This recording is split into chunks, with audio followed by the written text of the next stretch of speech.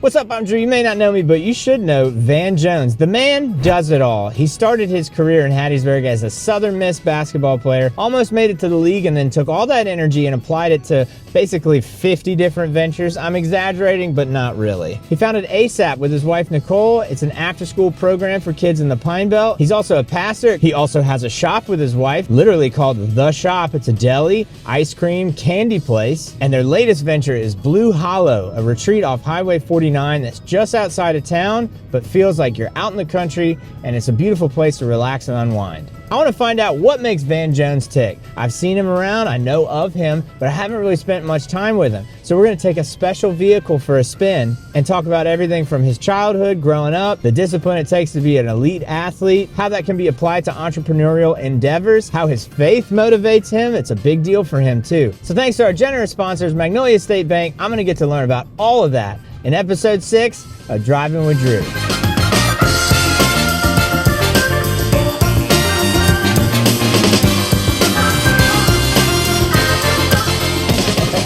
This is so cool. I've been gearing up to do this for so long. You got a beautiful day too. And it's a beautiful, well, we were going to shoot Wednesday, and that was not that nice of a day. Yeah. First time driving a van? No? I drove a van all the time with my dad. My dad's a musician. Yeah, they carry his stuff on. We were van people. Well, you know, it's funny because we were talking about shooting, and I was like, well, you know what would be funny is if we had a van, because you're Van Jones, but that's a nickname. What's your full name? Van Darrell. Mm-hmm. Van with a Darrell on the end. Van Darrell, V-A-N-D-A-R-E-L Jones. Where are you from originally? I was born in Mound Bayou, Mississippi, but I grew up in Moorhead. Yeah. And then I went to high school in Indianola Gentry. So been in Hattiesburg since '96. I got a scholarship here, so never left. Traveled everywhere, but never left. So this is awesome. In the van, this is an A.S.A.P van. What is A.S.A.P? A.S.A.P stands for After School Academics and the Arts Program. We started 15 years ago, so it's been a long journey. What made you get into that? Well, I'm an educator. I started working in the schools in 2001. I started at Hattiesburg High, and I worked at 3 elementary schools, W.H. Jones, Lily Burney, and that was my first year. I was a part-time teacher, and I assisted with Yama with the boys basketball team. So that's how I got my start in 2001. I left college and came to start coaching. And I worked in education for a while, and my wife, she was in insurance with Farm Bureau and then Nationwide, and we had our second child, so she came home, and she was keeping a few of. She worked at the church part-time, West Point, and on Hartfield Road, and she was keeping a few of her co-workers' children. She picked them up from school, and that's pretty much how the business got started. Very organic, just kind of. Oh, it was organic. Kitchen table. She had my 2 children plus 3, sometimes 4 and 5. I got home, I coached basketball at Oak Grove High School, and right here. Yeah, I worked there for 4 years, had a great run there with some great student athletes, and I coached cross country. But I left Oak Grove in the afternoon, came home to sometime my house with 4 and 5 and 6 children, only 2 of them were mine. Her dad owned a building on 38th Avenue, we'll pass by there. And it was a great, or like you said, organic move to go from our house, furniture was being broken and there's kids everywhere, to going to a center. January of 2010, there was a hard freeze, a pipe burst in the building, and we did the ServPro work.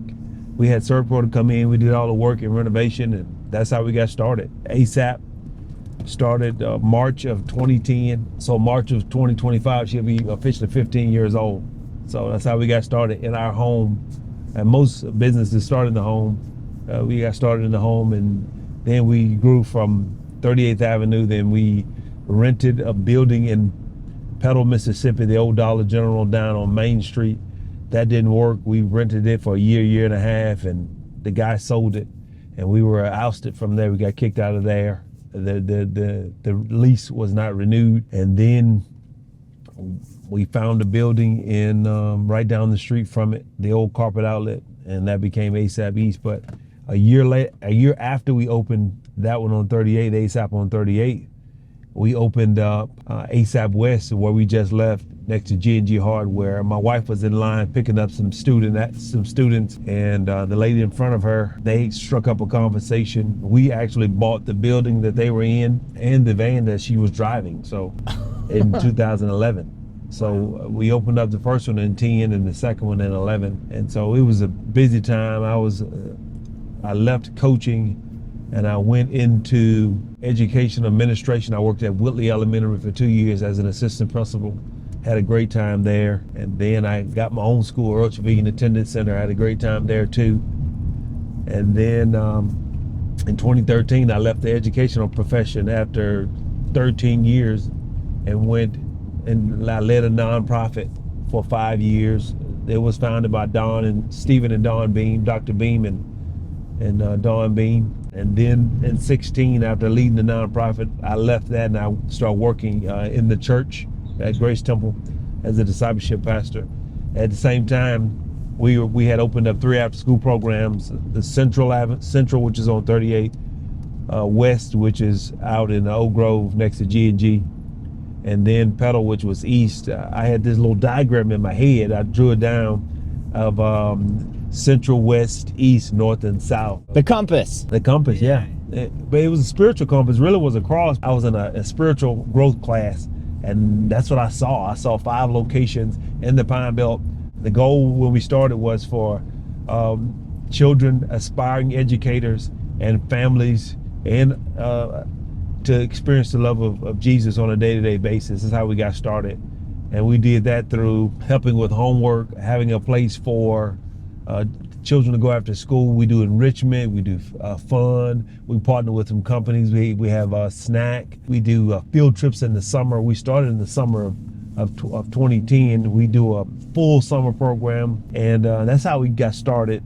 I took what I saw, what my wife was already doing, and I was in a spiritual growth class, and that was the diagram, and we wanted to have 5 locations. That's beautiful. Well, you're an educator. I've actually taught school for 10 years as well, and then doing something different now too. But what called you to be an educator? What about it, your upbringing or childhood or just your life in general made you want to be an educator? Because I think it takes a different type of person to want to kind of pay it forward, especially with kids, because everybody knows, especially after COVID with everybody's kids home, it's may not be a valued profession all the time, but it really is a difficult thing to do properly. My entire life, I tried to plan some stuff out, but it has just been, my steps have been ordered by the Lord. I was going to be a professional basketball player. I had a fairly decent career at Southern Miss. I had a lot of fun there, had great coaches, great teammates, and the first year they started the NBDL,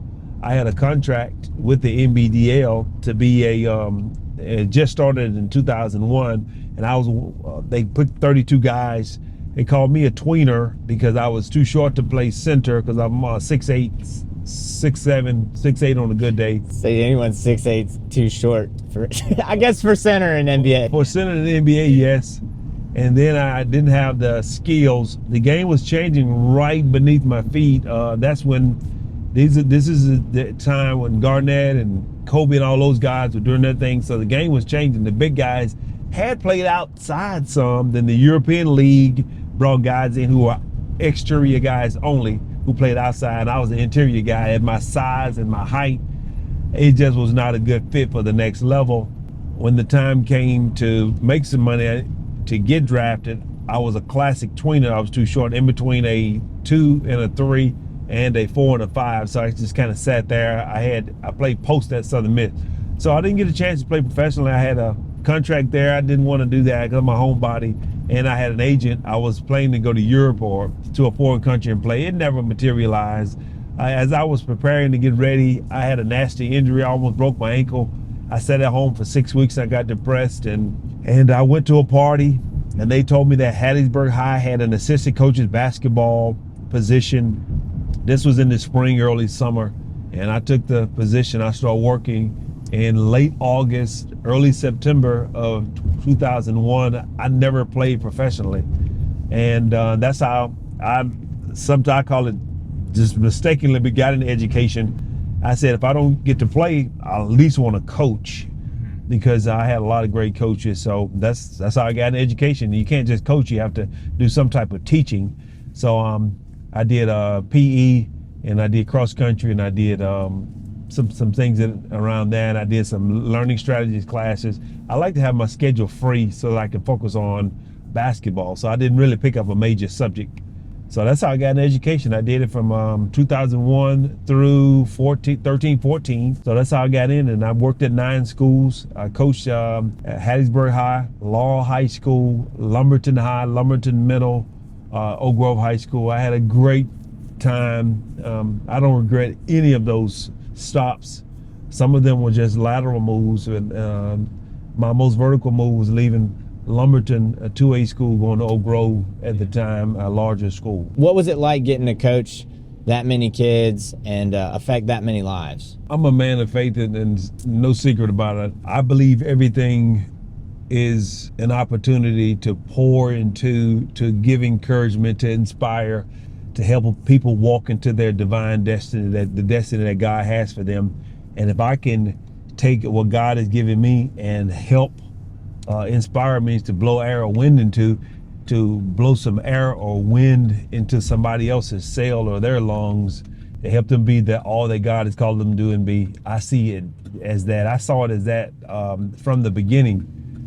2 years at Hattiesburg High, I initially didn't see it that way. My first year, I was just trying to find my way, and then I said, you know what? That's why I'm here. And to help them be the absolute best they can be. Get to college, you get to experience some of the things I've experienced, and we all get to learn together. So I've always seen it as that. I would do devotions. My pregame spiel was a devotion most times. We got an opportunity just to pour into a lot of boys and girls. Got to work with FCA and First Priority. And I always see it as a divine calling and an opportunity to help someone else be the absolute best they can be. At the same time, I sharpen my own saw. Man, that's awesome. So you're religious. Where does that come from? Is that from childhood? Did you find religion later? Why is your faith so strong, and how do you keep it strong? Well, I don't necessarily like to call it religion. I call it just, like you said, my faith. I just have a belief system that great things will work out. We serve a divine creator who has a Jeremiah 29:11, a purpose and a plan for us. And that's just what I believe. And it's our job to find out what it is, to tap into those gifts, and to be productive in this vapor-like life. And growing up, my mother initially couldn't read. She read on a elementary, middle school level, and she learned to read while she was pregnant with me fluently. And she was reading the Bible. Her favorite scriptures were in John, and reading the New Testament. And she spurred my love for the scriptures. I've always just loved the scriptures. My book of Bible stories as a kid, I just have always loved the scriptures. And from 13 until about 23, 24, I didn't really go to church. I dibbled and dabbled some with my team. So I had about a decade or so where I just didn't, I pretty much stepped away from my faith. And when I got married, and we had been married for a year and a half, and I was running hard with basketball, never home, I had this epiphany or this awakening on a Sunday night, and I gave my life to Christ in the spring of 2003. And ever since then, I've been working hard to just be the best I can be and help others do the exact same, and just living for Him. So that's my quick faith story there. I said yes to Him in the spring of 03. That's beautiful, man. Can you tell me about your mom? She sounds amazing. Well, my mom had a rough childhood, as we already mentioned. I watched your clip on the guy from Drew, the farmer from Drew. That was great. It was inspiring. It brought me back. My mom was raised in the Mississippi Delta. Her father was a minister. They called him preacher, and he worked on a farm. And my mom had 3 children by the time she was 19. I was her third child. She had me at 19, and she met my dad, I think at maybe 16 or 17. She already had a child. She met my dad, had my brother, my older brother Fred, and I'm number 3 of 5 boys. She really couldn't read. They moved a lot. Her dad looking for work. The Delta was tough on people of color, so he was always looking for work. And he said that my mom, she told me that maybe a few months ago, he would not let people demean him or disrespect him. So he would always be going from place to place, because during that time it was a very difficult path for people of color. And they moved a lot, and she moved schools. She dropped out in the 8th grade, never went back. But she had a resiliency to learn, because she loved education, loved to read. She went back maybe 20 years later and got her an associate's degree at the Mississippi Delta Community College. And she put this love for learning and reading in us. I was reading at 4, fluently at 4 years old. I just always had a love for learning and reading. My dad, on the same page, he dropped out in the 11th grade to work, because again, in the Delta it was hard. And he was the baby of, I think, 9, maybe 10 brothers and sisters. He was the baby, and he wanted to help the family work in the Mississippi Delta to provide and help. He had some older parents, Willie and Jesse Jones. So they both didn't finish school in the traditional sense, but they had a love for learning. He was a brilliant man. He could write, he could draw, he loved the guitar, he wrote his own music. But he died at 50 years old, went blind at 40, died at 50. People never knew who he was and never saw his full potential. And when he died, I made a promise to myself. I said, I'm going to live full and die empty, because my dad had all these special gifts. He had all this stuff on the inside of him, and the world knew nothing about. I still have his old Bible. He had a Bible that he ordered from maybe Sears, or he had a tape collection. And I still have his old Bible. He wrote some cool stuff in the Bible, and I look at it often. It's in my office at my house. But both of them didn't finish school in the traditional sense, but they had a love for education and learning. And I made a commitment to myself when I saw him on his deathbed, he flatlined, that I would live full and die empty. And that's what I seek to do every day. Well, you can tell. I don't think anyone can have as much as you have going on and not have some kind of drive. And I say it all the time on camera, but having a purpose is the greatest gift I think a man can have, whether it's family, faith, your work, your calling, which is different from work. And not a lot of people, I think, really get to feel that or think about that, you know, like going to work when it's cold out, it's rainy, it's tough, you know that from being an athlete. Like, you got to practice. You know, you mentioned Kobe, like, dude got up at 4 every day, and no matter how he felt, and worked on himself and tried to make himself better. You can tell, man. I don't think it's possible to have all the things you have going on without that drive, and that's really fascinating. I think that's something too, you know, we talked about that with Stafford and Drew, Mississippi. He's like, yeah, man, it's great growing up, but it was definitely a very different life based on what you look like, which is insane. I'm going left, right? As soon as you pass the shopping center, you take a left into the first A.S.A.P, or pass by, whatever you want to do. I think she has a salon there. I know she has a salon. It's called Nellie's Beauty Bar. We sold that to that family last year. Okay, cool. Ownership is a big deal. It was great for them to have some ownership, and so we wanted to share that ownership. That's awesome. It used to be my father-in-law's barbershop and salon, and he sold it to us in 2010. So yeah, you mentioned purpose earlier, and I boiled my purpose down to 5 letters, T.E.A.C.H, and I believe I was created to teach, empower with words, author. I've published a book, and I write studies, and I write 2 studies a week now, and working on my 2nd and 3rd book right now. Author, coach. I'm a coach. I spent some time doing some consulting too, and coaching people to be the absolute best they can be. I've coached athletes. I've coached people on fitness. I've coached schools. I've coached businesses. I'm a coach. Call me Coach Jones. And harmonize. And I've been given a gift to see past people's color and their ethnicity, and see their heart, and bring them together to galvanize, to get things done. And I get an opportunity to do that every day. I have friends and family members and brothers and sisters from all walks of life. And my H is harmony, and I get an opportunity to do that, and I've been graced to do just that.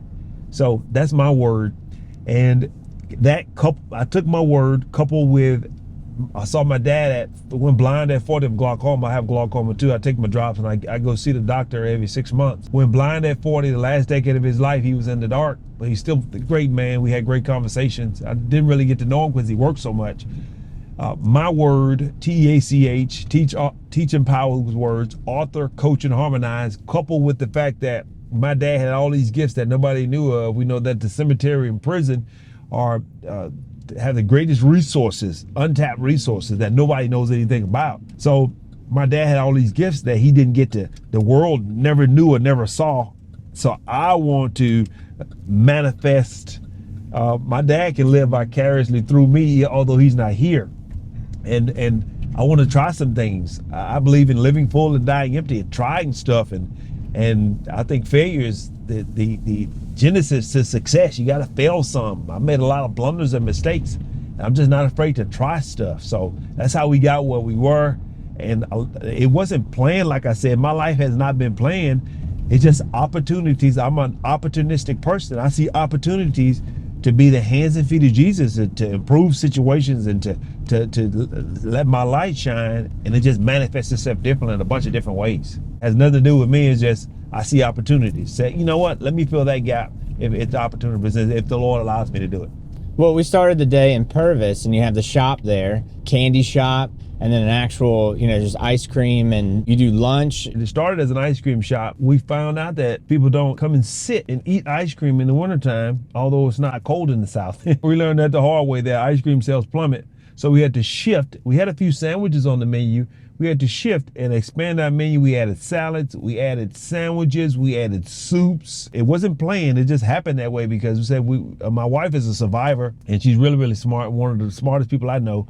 We said that we've had to figure out how we were going to stay alive. And we had to stay alive by shifting, adapting, and changes. You plan, do, check, adjust. So we had to make the adjustment. So we expanded the menu, turned it into a deli. So it's an ice cream parlor, it's a deli. Yeah. The upstairs room, you can rent it out.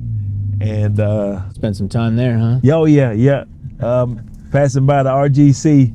That was my home I was here 5 years, but I played 4. So bring back great memories, man. Bring back great. I was there a few days ago, and I got to hang out with the team and see the coaches. So it brought back a lot of memories and a lot of fun. I didn't mean to interrupt you. It was just cool since we were passing it. But yeah, you're a hardcore hero. The shop is a really cool space. I like the space up top too that you can do for private events as well.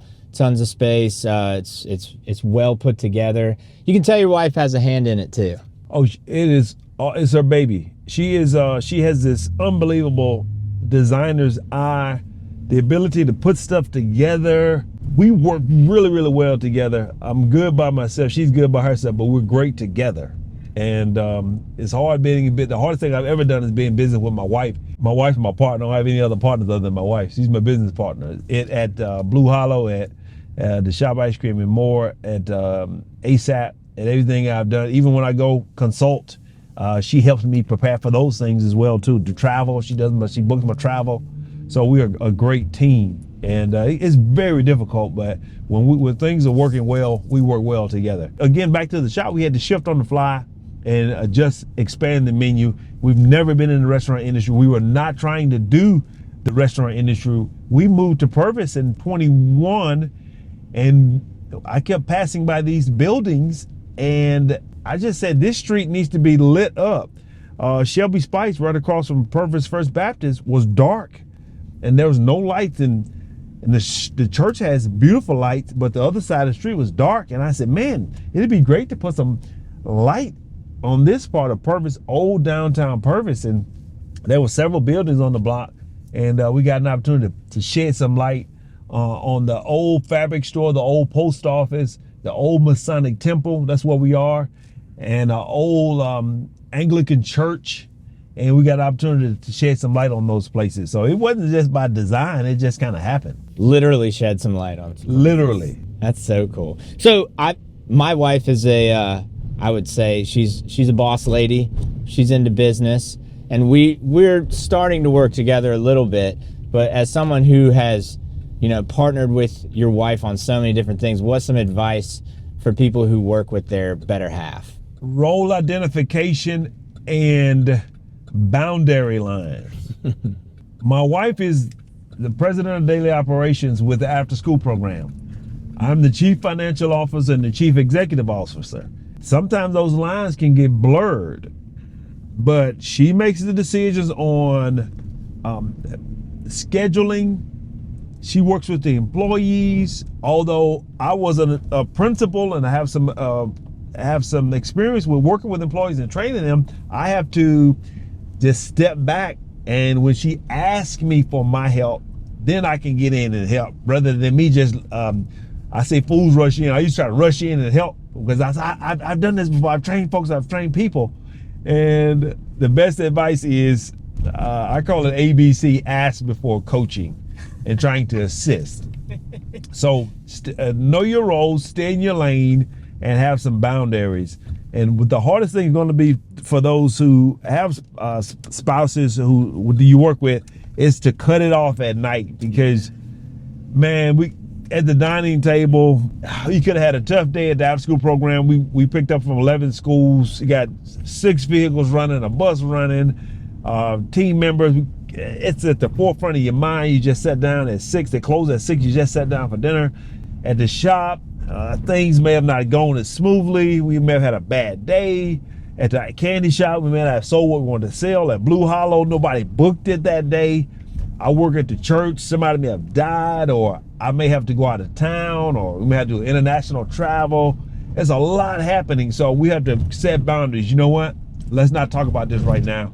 Let's set, so what we do is we meet.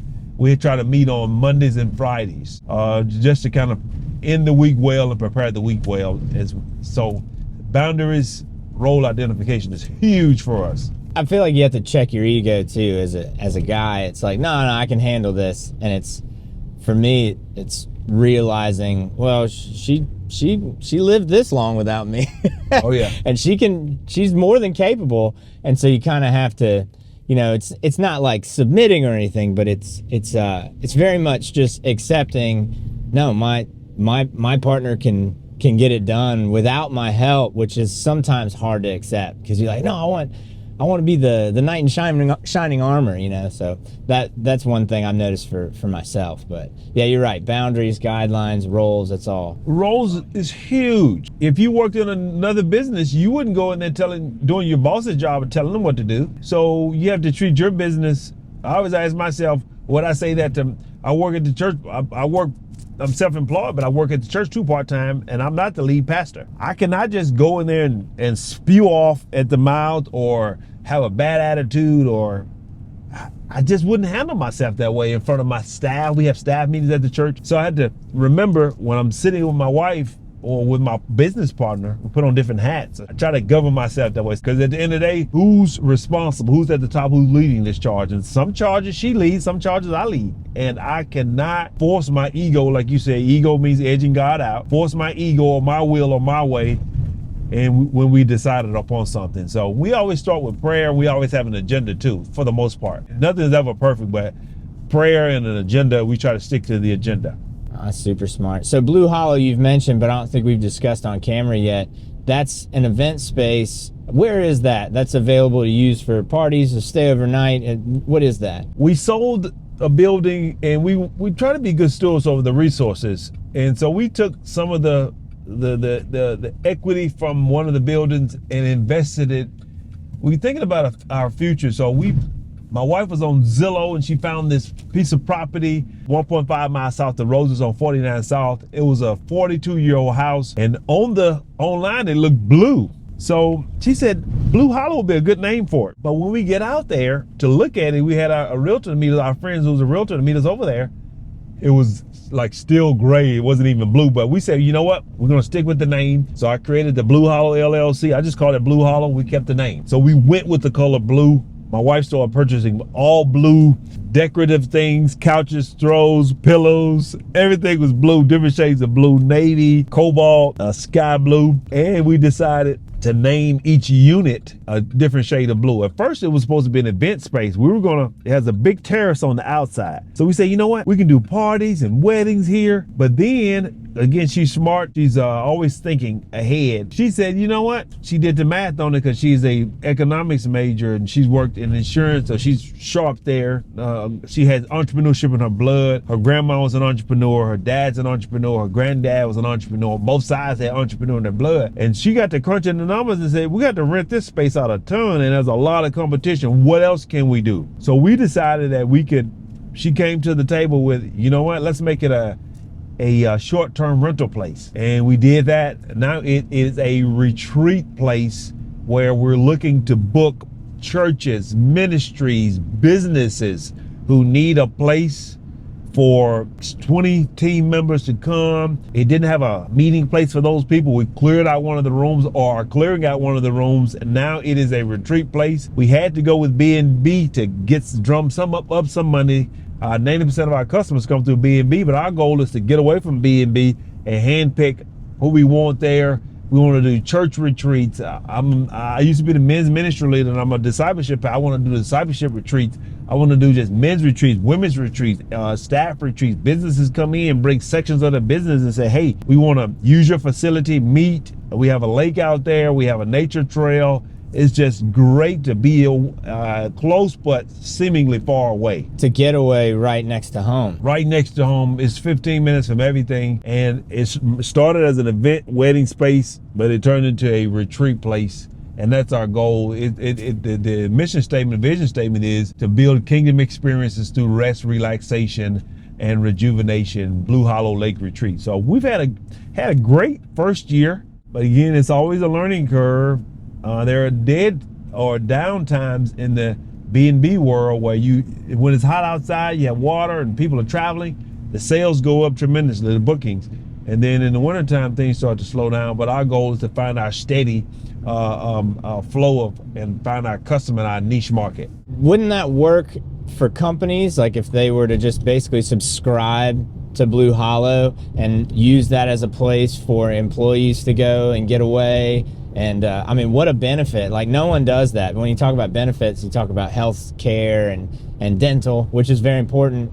But if you're a business owner and you're looking for a way to retain team members and really boost morale, that would be a really unique way that no one's utilizing that I know of. You're spot on, Drew. We were talking about respite and place for mental health. To improve your mental health. And so you're spot on there.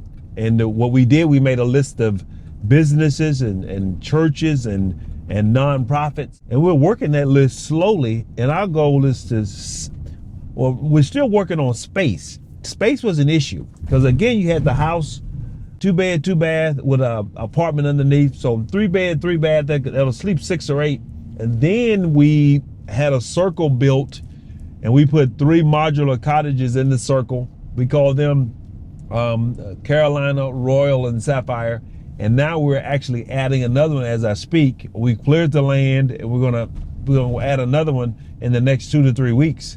So space was an issue. People call often and say, hey, I need this much space. I want to bring my team for X number of days and meet there. Do you have a meeting place for 20, and do you have enough space? But we'll have that in the next 6 weeks. But what you're saying, I love the idea. They subscribe and say, hey, these are my blackout dates. That's what we were attempting to do. We sat down, we said, hey, these are my blackout dates. You purchase these blackout dates once a month, and you send your teams in to rest, to relax, and be rejuvenated, and for respite. So yeah, you're spot on. You read our mail. Yeah, I may have been cheating there a little bit, but it is a great idea. And I love when people start thinking outside the box, and I think that's necessary in this area. Is if you really want to level up or you really want more for yourself, it's important to think outside the box. And there's more people who are doing that than you think, you know. And I love meeting with people like that. I was a school teacher who figured out how to do.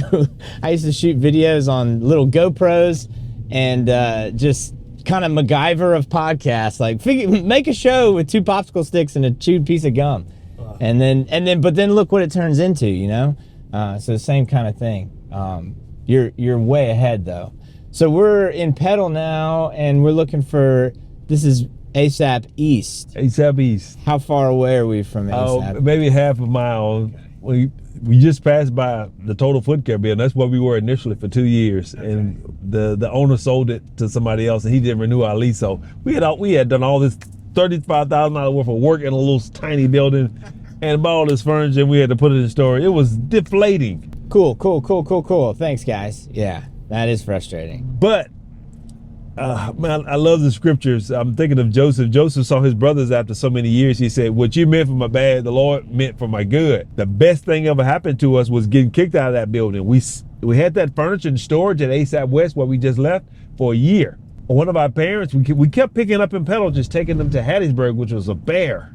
Coming here, going way to Hattiesburg. One of our parents from Pedal said, hey, there's a building on Main Street that's for sale. So I had a nasty taste in my mouth, and I'm still upset about being kicked out of the building. So I said, whatever. My wife said, we need to go look at it. Again, got to cut that pride. We went and looked at it. We walked into the carpet outlet in Pedal. We asked the guy, is that your sign out front? He said, no, there's a house down on 8th Street. That's not even my sign for sale. He said, but I'll sell. I was walking out. I turned around and said, for how much? He wrote a number on a sheet of paper. And I said, if you sell that to us for this price, we have to have it. So that's how we got back to Pedal in our permanent place, A.S.A.P. East in Pedal. And I love that building. It was the old carpet outlet. It's the big red building. Big red building, for sure. Yeah. That's so awesome. And we've been Pedal is the #1 school district in the state. We've been taking care of the students in Pedal since 2016. And this building has been here since 2019. So it was a God thing, because the guy wasn't even selling his building. That's crazy. Yeah. It is funny how things like that work out though. You know, It's just right place, right time. And the universe just has a way of pushing you in the right direction if you'll let it. That's so cool. I think that gives us a pretty good picture of what you have established here, which is a fair bit, you know, from coaching to being an entrepreneur, you know, accomplishing so much with your wife, with your family, for other families, because childcare and education is something that should be a right, and sometimes gets swept under the rug, or just it isn't really focused on. So what's next for you? We believe our season in the after school world is up. So May 31st of 25, our goal is to be officially out of the after school childcare world. We're going to focus in on the shop, ice cream and more, the deli, grow it. We're going to focus on the candy shop right next door to it. We're going to focus, I spend 20 hours a week at the church, focus on getting better there. I'm a consultant, VTJ Consulting. I'm going to focus more on consulting with schools and businesses. I love doing that. I love helping people be the absolute best they can be, because I'm a coach. I coach for over a decade. So I love to coach people. So I'm going to focus on that. We're going to focus on Blue Hollow, expanding it and growing it. It is 18 acres now. We're only using half of it. There are 9 acres in the north that we haven't touched. And then there are 10 acres that we're going to purchase to the south. And we are ministry focused people, getting people to book it and get to enjoy themselves and to grow. So that's what's next for us. And we have a 21-year-old, she's about to be 21 in a month or so, and a 16-year-old who'll be 17. Just help them to be the best they can be, and watch them grow, and prepare for some grandkids, and focusing on finding our niche market. You mentioned that, finding out who needs this, and we know everybody needs it. Yeah. Well, and people just have to know that it's available, and you have to remind people over and over that it's available.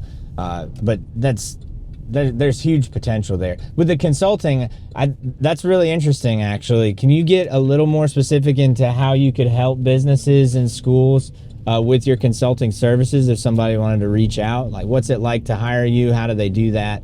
How do they get into having you as a consultant? My website is vantjones.com, and on there, it's a list of what I do.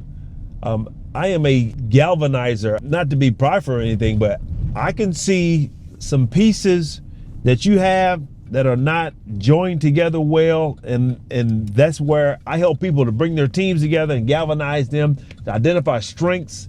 We have people in the wrong spots oftentimes. I challenge the leaders to be more courageous. Oftentimes our leaders aren't courageous enough to pull the trigger, make the right choices. We develop programs.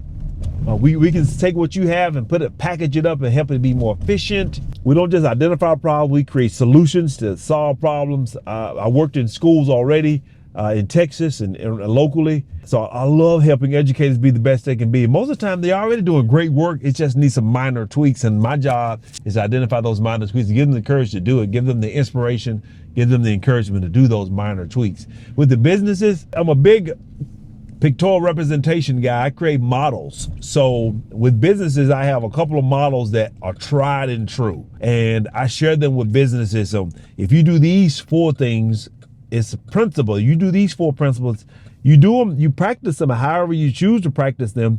But I'm going to give you 3 or 4 principles that if you do them consistently, 4 to 5 principles, you'll be successful here. Nothing is new or original to me. I just done a lot of study. I've done a lot of curating, a lot of work. And I just identified things, that been a lot of places, hung out with a lot of great people, and have seen some things that worked, and I wrote it down.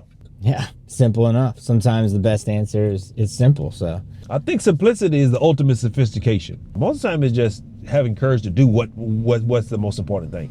That's awesome. I appreciate you taking the time, letting me drive your van, also van number 6. She's great, man. You can fit a lot in the back here too. A lot of kids, man. A lot of singing and laughing and high-fiving is happening here. You can tell. So, and I appreciate the opportunity, and thank you for allowing us to just share our story and keep doing what you do. And I always tell people when I get off or hang up with them, I always say, stay encouraged, stay the course, and keep the faith. Man, words to live by. I love it, man. I appreciate it. Thank you.